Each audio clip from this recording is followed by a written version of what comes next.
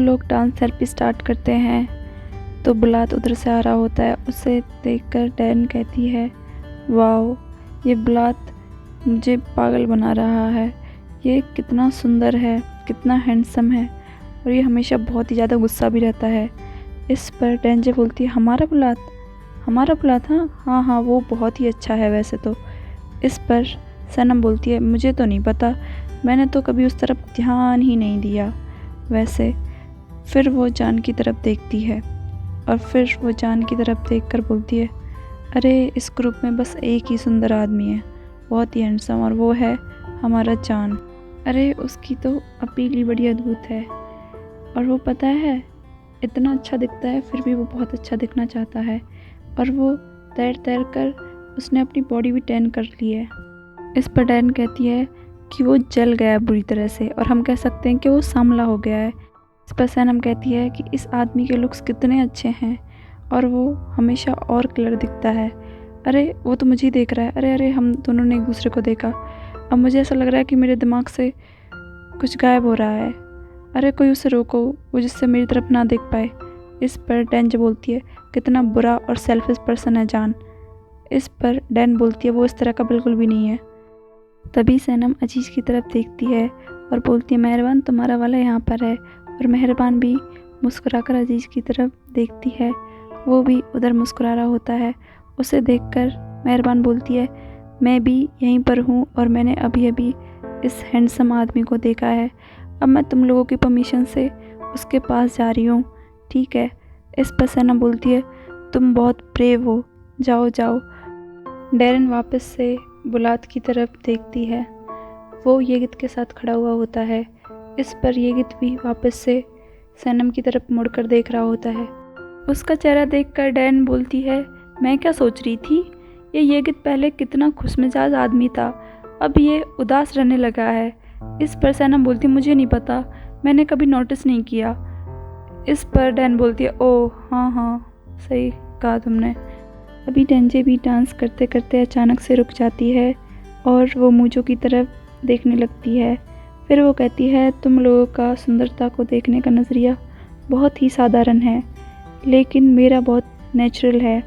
मेरे लिए वही सुंदर है जो नेचुरल हो, जिसके जैसा संसार में और दूसरा कोई ना हो, जो वाइल्ड हो, अट्रैक्टिव हो, और वो अपने कान के पीछे पेन लगाता हो। एग्जाम्पल के लिए मूजो जैसा। इस पर सनम बोलती हैं। इस पर डैन बोलती है, सॉरी, पर ये मिस्टर मुजफ्फर के अंदर मूजो है ना? इस पर डैन जो बोलती है, हाँ, मूजो इनसाइड मिस्टर मुजफ्फर। मेरे लिए तो वो बहुत ही क्यूट है, पर वो मेरे 127 के क्राइटेरिया पर उतरता नहीं है, तो इसलिए मैंने उसे साइड कर दिया है। इस पर सनम और डैन सोच में पड़ जाते हैं। फिर डैन जो कहती है, वैसे डांस थेरेपी बहुत ही सुपर रही है, देखो अब मैं थक गई हूँ, अब मैं जा रही हूँ। और वो यह कहकर चली जाती है। इस पर सनम पूछती है, ये 127 क्राइटेरिया क्या है? इस पर डैन कहती है, ये तो मुझे भी नहीं पता, सच में पता ही नहीं क्या है। बाय द वे, हम अभी तक डांस क्यों कर रहे हैं? सनम बोलती है। फिर इस पर डैन बोलती है, हाँ तुमने सही कहा। अरे सनम, शूटिंग है, अरे अरे तुम जल्दी से भागो, हम लेट हो रहे हैं शूटिंग के लिए, और जल्दी से रेडी हो। सनम भागो भागो। और सनम भागती है और डैन भी भागने लगती है, बोलती है, अरे मैंने अपने आप को कितना थका लिया है। फिर वो जेजे के पास जाती है, जेजे आज बहुत इम्पोर्टेंट डे है, तुम्हें पता है? इस पर जेजे बोलता, हाँ ये बहुत ही इम्पोर्टेंट है, हाँ हाँ ऑफ कोर्स, पर क्यों? फिर डैरन उसे बताती है कि हम जान और सनम को एक अपॉर्चुनिटी दे रहे हैं मिलने के लिए। इस पर जेजे बोलता है, लेकिन वो तो एक दूसरे की शक्ल भी नहीं देखते। पर डैन कहती है कि इसलिए तो हम ये शूटिंग रख रहे हैं कि जिससे वो दोनों करीब आ जाएं, और सब कुछ बहुत ही रोमांटिक होने वाला है। इस पर जेजे बोलता है, हाँ ऑफ कोर्स, हाँ तुम सही कह रही हो। इस पर डैन बोलती है, हाँ तुम्हें पता है मिसेस मेहरबान ने उन दोनों के लिए एक बहुत ही खूबसूरत सा डेकोर बनाया है, मैं नहीं चाहती कि कोई भी प्रॉब्लम हो।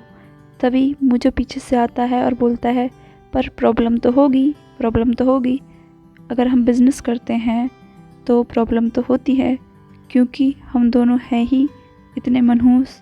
इस पर डैन कहती है, इसने अभी क्या बोला इसने? प्रॉब्लम? अरे मैं बहुत नर्वस हो रही हूँ। इस पर मूजो कहता है लुक, नर्वस तो तुम्हें होना ही है क्योंकि प्रॉब्लम तो स्टार्ट हो ही चुकी है, क्योंकि ज़ेंगिस और मेरा कोई लक है ही नहीं, हम दोनों बदकिस्मत हैं। हम जहाँ भी जाते हैं सब कुछ ख़राब हो जाता है, हम जो भी करते हैं सब कुछ ख़राब हो जाता है। एक अफ्रीकन में कहावत है, इसके बारे में कभी नहीं भूलना चाहिए। हर सुंदरता कयास से उत्पन्न होती है, राख से उत्पन्न होती है, लेकिन हमारे पास तो वो भी नहीं है। मुझे ऐसा लग रहा है कि हमारी ब्यूटी तो कभी जन्म ही नहीं लेगी। इस पर डैन अपना सर पकड़ती है और बोली, अरे मुझे माइग्रेन होने लगा है जे, मेरा माइग्रेन स्टार्ट हो गया। और वो ये कहते चली जाती है।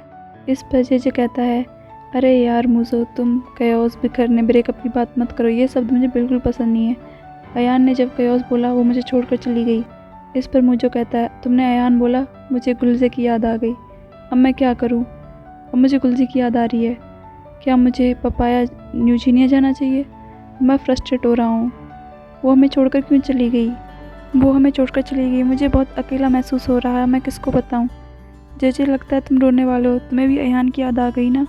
अरे मेरे दोस्त, मुझे लग ही रहा था तुम रोने वाले हो, इधर आओ इधर आओ।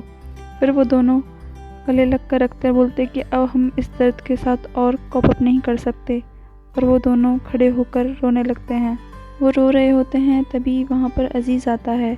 उन्हें देखकर वो बोलता है, अरे बच्चों, तुम यहाँ पर क्या कर रहे हो? इस पर मूजो बोलता है, आपने बच्चा बोला, इसका क्या मतलब है? इस पर जे बोलता है, वो हमें अपने बच्चों के जैसे कंसीडर करते हैं। उनका कहने का मतलब है कि हम जान और एमरे से अलग नहीं हैं, परहैप्स हम उनके लिए एमरे से तो ऊपर ही हैं। इस पर अजीज कहता है, अरे चीज़ें वेट कर रही हैं बच्चों, तुम आओ जल्दी से। इस पर जे बोलता है, गुड पार्टनर, और फिर अजीज भी हाथ हिलाकर उसे आश्वासन देता है और जाता है। फिर मूजो कहता है कि हर चीज़ के साथ प्रॉब्लम तो होगी, मुझे पता है कुछ ना कुछ प्रॉब्लम तो होगी, इसलिए तुम अलर्ट रहना, ठीक है? इससे बुरा और कुछ नहीं हो सकता। और यह कहकर वो चला जाता है। इस पर जे वहाँ खड़ा रह जाता है। इधर एमरे एमल से मिलने आता है। एमल बोलती है, मिस्टर एमरे, आप बहुत ही क्यूट हो। इस पर एमरे बोलता है, वाह क्या खूबसूरती है, जितना देखूं उतना कम है। इस पर निहात और मेविके उसे देख रहे होते हैं चुपके से। फिर मेविके बोलती है, देखो इस एमरे को। मेरी लैला पिच्ची बोलती है, मेरा एमरे मेरा एमरे, और ये एमरे। अब हम क्या करेंगे निहात, तुम ही बताओ मुझे। हमारी बच्ची तो बिल्कुल टूट ही जाएगी, उसे ये सब का पता चलेगा जब। इस पर निहात कहता है, मेविके अपना फ़ोन बाहर निकालो, अपना स्मार्टफ़ोन, हाँ, और तुम रिकॉर्ड करना स्टार्ट करो, ठीक है? हमें सबूतों की ज़रूरत पड़ेगी मेविके। और मेविके अपना फ़ोन निकाल कर रिकॉर्ड करने लगती है। इस पर निहात कहता है कि तुम ध्यान रखना वो हमें देख ना पाए, हमें ये सबूत लैला को दिखाना है। फिर मेविके रिकॉर्ड करती रहती है। फिर वो कहती है, वैसे तो वो फ्रेंड्स के जैसे दिखाते हैं और उनके मैसेज पढ़ते हैं तो, लेकिन अब देखो इन्हें। इस पर निहात कहता है, तुम्हें वीडियो पर फोकस करना चाहिए मेविके, हमें अपने दुश्मन पर नज़र रखनी चाहिए मेविके। तुम देखना वो ज़रूर कोई ना कोई कहीं ना कहीं कोई गलती करेगा, और फिर हम ये सब लैला को दिखाएंगे। फिर हम उसको साथ में बिठाएंगे और उन सब मैसेजेस के बारे में पूछेंगे। तभी एमरे अपने पॉकेट से कुछ निकालता है और हम देखते हैं कि वो एक रिंग होती है। वो उसे एमल को दिखाता है। उसे देखकर मेविके चौंक जाती है। इस पर निहात बोलता है, तुम जल्दी से उसका फ़ोटो खींचो, जल्दी खींचो मेविके। इस पर एमल बोलती है, ये तो बहुत ही सुंदर रिंग है एमरे। इस पर निहात बड़ा ही अफसोस करता है और मेविके गुस्से में फ़ोटो क्लिक करती है और वीडियो बनाती है, और वो वीडियो बना ही रही होती है। इस पर निहात उससे पूछता है, क्या क्लियर आ रही है, क्या तुमने फ़ोटो खींचा मेविके? इस पर मेविके बोलती है, हाँ। इस पर निहात कहता है, अच्छा आया है ना? इस पर मेविके कहती है, हाँ बहुत अच्छा। इस पर निहात कहता है, चलो इससे पहले कि हमें एमरे देखे हमें यहाँ से निकलना चाहिए, चलो जल्दी से खड़े हो। इस पर मेविके खड़ी होती है और निहात उसे चुपके से वहाँ से छुपा कर ले जाता है। आगे हम देखते हैं कि चान वो काली डीवीडी हाथ में उठाता है और उसे देखता है। उसके बाद वो डीवीडी को एक लिफाफे में बंद करके अपने पॉकेट में रख लेता है। उसके बाद वो वापस से अपना कैमरा निकालता है बैग से और उसे चेक करने लगता है। तभी वहाँ पर अजीज़ आता है। अजीज़ उसके पास आता है और कहता है, मैं तो तुम्हें हर जगह ढूंढ रहा था, फिर वो बैठता है और पूछता है, क्या तुम ठीक हो बेटे? इस पर जान कहता है, हाँ मैं ठीक हूँ डैड, और वो कैमरे की रोल पकड़े होता है। इस पर अजीज़ कहता है, ऐसा लग रहा है कि तुम पिक्चर्स नहीं लेना चाहते है ना, लेकिन मैंने तुमसे ज़िद की और फोर्स किया। इस पर जान कहता है कि मैंने 1 साल से कैमरा नहीं चलाया है और मुझे नहीं पता कि मैं ये कर पाऊँगा, देखते हैं। इस पर अजीज़ कहता है, मैं तुम्हें फ़ोटो लेने की कुछ टिप्स देता हूँ, तुम देखो। इस कैमरे को ऐसे इस ढक्कन को बाहर निकालते हैं, ये हो गया, तुम देखो ना, और फिर ऐसे इसको क्लिक करते हैं और फिर वो जान की एक फ़ोटो लेता और बोलता है, तुम स्माइल करो, और जान स्माइल करता है। फिर अजीज़ कहता है, वंडरफुल, और मैंने तुम्हें सिखा दिया ना, अब तुम ऐसे ही याद रखना, इससे क्लियर फ़ोटो आएंगी। अब तुम्हारी नॉलेज भी वापस आ गई है, सब कुछ अच्छा है। वैसे बेटे तुम्हें तो जब मैं मर जाऊंगा, जब भी तुम्हें मेरी ज़रूरत पड़ेगी। और पता है मेहरबान ने बहुत ही सुंदर डेकोर सजाया सनम के लिए, मल्टी कलर्ड, रेडिएंट, नेचुरल, खुशमिजाज, जैसा कि सनम की आत्मा उससे एकदम खुश हो जाएगी। ऐसा नहीं लग रहा कि मैं प्यार में पड़ रहा हूँ। इस पर जान बोलता है, सनम? तो कहता नहीं, मैं मेहरबान की बात कर रहा हूँ, वही तो है इकलौती जो बहुत ही अद्भुत है, वर्सटाइल, नेचुरल।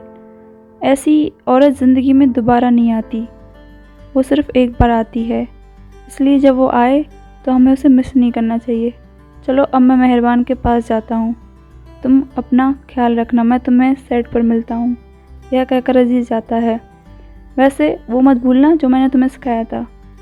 इस पर जान कहता है, ठीक है, मैंने सब याद कर लिया है। उधर सैनम गार्डन में आती है, वो देखती है कि मेहरबान ने बहुत अच्छे से, बहुत सुंदर तरीके से सब सजाया हुआ है। फिर वो अंगूर तोड़कर खाती है। उधर डैरन और जेजे बात कर रहे होते हैं। जेजे बोलता है, मिसेस डैरन, मैंने ये गिफ्ट को बहुत दूर भेज दिया है, परंतु नहीं पता वो किस टाइम आ जाए। इस पर डैरन बोलती है, हाँ वो बहुत जल्दी चलता है, पता नहीं वो इतनी जल्दी कैसे वॉक कर लेता है, वैसे तो वो लंगड़ा है। इस पर डैन कहती है, चलो जेजे हम टीम के साथ चलते हैं और शूटिंग करना स्टार्ट करते हैं। उधर हुमा लैला के पास आती है और बोलती है, देखो मैंने एमरे को कितनी बार कॉल किया लेकिन उसने एक बार भी मेरा कॉल नहीं उठाया, मुझे समझ में नहीं आ रहा, जब से वो अपने पापा के साथ गए हैं वो मेरे साथ ऐसा क्यों कर रहे हैं, पता ही नहीं क्यों। फिर वहाँ पर मेवी के आती है तो लैला बोलती है, अरे देखो मम्मी आ गई, मम्मी आपका स्वागत है। इस पर रोते हुए मेवी के बोलती है, अरे मेरी बच्ची। इस पर वो कहती है, मिसेस ह्यूमा आपका स्वागत है। फिर वो बोलती है कि वैसे आपको अपने बेटे पे शर्म आनी चाहिए। इस पर ह्यूमा बोलती है, आप ये क्या बकवास कर रही हो, ये इल्ज़ाम कैसे लगा सकती हो। इस पर लैला भी बोलती है, हाँ मम्मी आप ये क्या बोल रही हो, क्या ये सब सही है। इस पर मेवी के बोलती है, हाँ बेटी बिल्कुल सही। पर मेवी के लैला को फ़ोन देती है और बोलती है कि अब हद ही हो गई थी। इस पर नियात बोलता है कि तुम क्या कहना चाहती हो, तुम हमको ब्लेम नहीं कर सकती, अब तुम्हारी मम्मी और मुझे कोई फ़र्क नहीं पड़ता। इस पर लैला बोलती है कि डैड आप गुस्सा क्यों हो रहे हो। इस पर मेवी को बोलती है, शांत हो जाओ। वैसे फिर लैला बोलती है, हो क्या रहा है। इस पर मेवी को बोलती है, तुम ये फ़ोन ऑन करके देखो ये वीडियो। फिर लैला वो वीडियो देखती है और फिर वो कहती है कि क्या आप लोग एमरे को फॉलो कर रहे थे, उसका पीछा कर रहे थे। इस पर मेवी के बोलती है कि तुम आगे देखो। इस पर लैला बोलती है, एमल तो हमारी फ्रेंड है, हम उसे जानते हैं, सो क्या हुआ। इस पर नियात बोलता है, तुम आगे बढ़ाओ, इस वीडियो को आगे करो। इस पर लैला देखती है कि एमरे एमल को रिंग दे रहा होता है, उसे देखकर वो बिखर जाती है और रोने लगती है।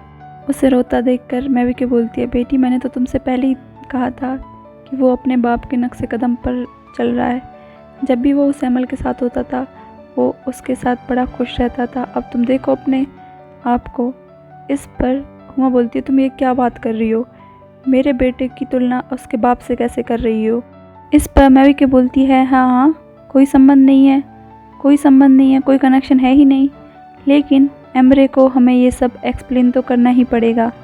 इस पर हुमा टेबल के पास जाती है और बोलती है, उसके पास इसका ज़रूर कोई ना कोई एक्सक्यूज़ होगा, मैं उसको दोबारा कॉल करती हूँ।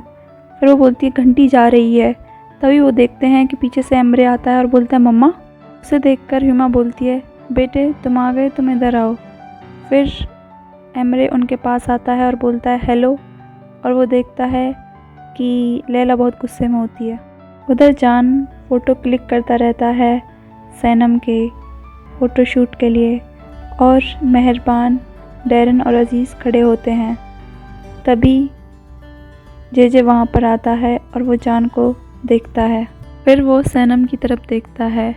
उन्हें देखकर मेहरबान बोलती है कि अब इनका प्यार शुरू हो रहा है। इस पर डैन बोलती है, बहुत सुंदर, लेकिन तुम नज़र मत लगाओ।